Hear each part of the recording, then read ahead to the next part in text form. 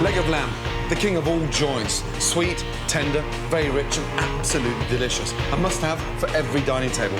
Get your butcher to bone it out and butterfly it, basically so you can tie it and roast it.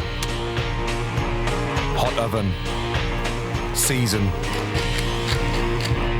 Olive oil. Mint. Use it in abundance.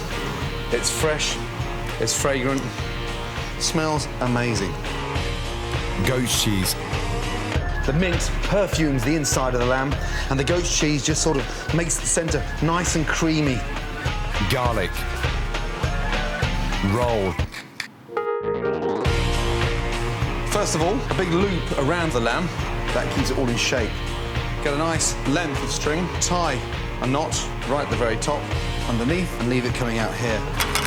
The secret of tying it this shape helps to cook it evenly and look beautiful. Rosemary. Season.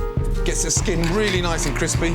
Olive oil. Stops the string from burning, so therefore it won't burst open when it's in the oven. And bingo. Roast. 35 minutes. Rest. Carve. Mint vinaigrette. That has confirmed it's definitely the king of roast. Roast leg of lamb with goat's cheese and mint. Done.